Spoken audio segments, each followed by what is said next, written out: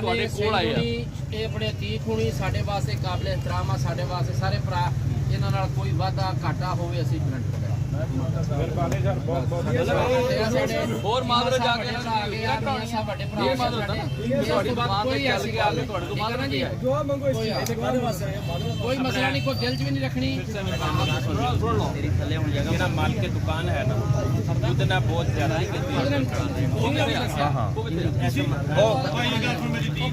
ਤੁਸੀਂ ਰਾਜ਼ੀ ਹੋ ਜਾਓ ਠੀਕ ਹੈ ਨਹੀਂ ਤੁਸੀਂ ਇਹਨਾਂ ਬੰਦਿਆਂ ਨੂੰ ਨਹੀਂ ਬੋਲਣਾ ਨਾ ਮਾਰ ਕੇ ਉਹ ਛਡਾਉਣ ਆਇਆ ਉਹ ਕਿਹੜਾ ਨਹੀਂ ਸਾਹਿਬ ਲਾਹੇ ਤੱਕ ਨਾ ਭਾਈ ਇਹਨਾਂ ਦਾ ਸਫਰ ਉਹਨਾਂ ਦਾ ਦਵਾਤ ਹੈ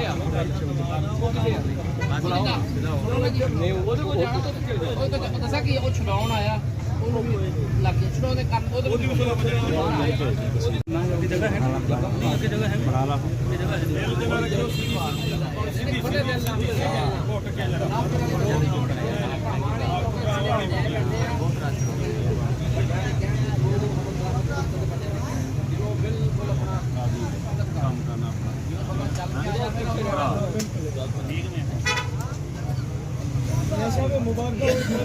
मादरत करे गलती दी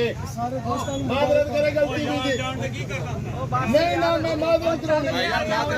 मादरत करे गलती मन्ने अपनी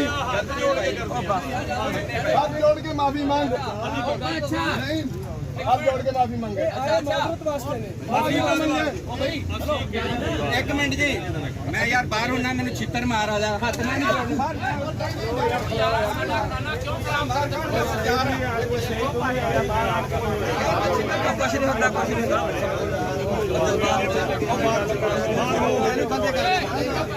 माफी मंगे आगे कुछ करता ਭੈਣ ਚੋਂ ਸਾਡੀ ਇੱਜ਼ਤ ਇਹੀ ਕਰ ਰਿਹਾ ਤੂੰ ਬੱਚਾ ਨਹੀਂ ਦਾ ਕਿ ਸਾਡੀ ਇੱਜ਼ਤ ਹੋਰ ਕੌਣ ਰਿਹਾ ਤੂੰ ਭਾਈ ਆਪਣਾ ਸੰਗ ਨਹੀਂ ਹੈ ਬਸ ਇਦੋਂ ਨੂੰ ਕਰੇ ਸੁਧਾਰੀ ਖਤਮ ਮੈਨੂੰ ਮੰਨੋ ਤੁਸੀਂ ਭਾਈ ਮੈਂ ਤਾਂ ਅਸੀਂ ਇਦੋਂ ਨੂੰ ਲੈ ਕੇ ਆ ਰਹੇ ਯਾਰ ਇਹ 1300 ਕਰਨੀ ਬਸ ਬਾਕੀ ਮੰਨਣ ਨਾ ਮੰਨਣ ਤੂੰ ਨਾ ਮੰਨ ਅਸੀਂ ਵਜ਼ੀਰ ਆਜ਼ਮ ਨੂੰ ਵੀ ਮੰਨਦੇ ਤੇ ਸਦਨ ਨੂੰ ਕੰਮ ਕਰੋ ਆਪਣਾ ਰੋਜ਼ ਹੀ ਕਮਾਓ मोबाइल एसोसिएशन के सदर चौधरी सईद ताहर महमूद चौधरी अतीक किराने वाले के माबैन होने वाली लड़ाई की साबिका एमएनए मियाँ इम्तियाज़ अहमद चौधरी नदीम अब्बास चीमा चौधरी इरफान अली शेर चौधरी अब्दुल अजीज़ चौधरी इसरार गोंदल मियाँ मोहम्मद इकबाल चौधरी खालिद नईम चौधरी मोहम्मद यूनुस और मकामी नुमाइंदगान की मेहनत से आज सुलह हो गई। आपको लाइव मनाजर दिखा रहे हैं बंगला मंठार से मंठार न्यूज़ की स्क्रीन पर, जहाँ पर गुज़िश्ता रोज़ चौधरी ताहर महमूद और सईद चौधरी के माबैन होने वाली लड़ाई की आज सुलह हो गई।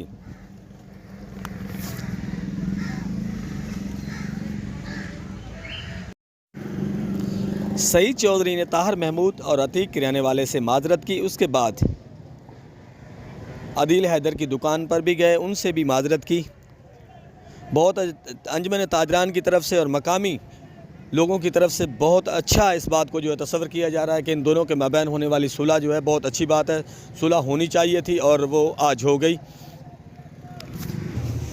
अल्लाह की मामला ठीक हो गया हम बस आपस ना सारा बात लेके अपने आप मामला ठीक हो जाएगा। ठीक है हां देखो ना कितनी गंदी गल है जी जिन्हों पता लगता यार 300 रुपया से कर 300 रुपया शायद की कितना नुकसान किया बहुत का नुकसान जी ये ਤੁਹਾਡੀ ਸ਼ਫਕਤ ਇਹ ਤਾਂ ਤੁਹਾਡੀ ਸ਼ਫਕਤ ਤੁਹਾਡੀ ਮੁਹੱਬਤ ਇਹਨਾਂ ਦੀ ਹੋਗਾ ਨਹੀਂ ਤਾਂ ਸਾਰਾ ਟਾਰਗੇਟ ਇਹੀ ਸੀਗਾ ਫਾਇਦਾ ਕੋਈ ਨਹੀਂ ਨੁਕਸਾਨ ਹੋਣਾ ਸੀ ਸਾਡੇ ਭਰਾ ਨੇ ਉਹ ਮੇਰੇ ਤਿੰਨ ਅਨਵਾਰ ਨੇ ਦੁਕਾਨਾਂ ਵਾਲੇ ਜਿਨ੍ਹਾਂ ਤੇ FIR ਵੀ ਹੈ ਇਹਨਾਂ ਨਾਲ ਕਰ ਲਾਂਗੇ ਮਾਮਲਾ ਨਹੀਂ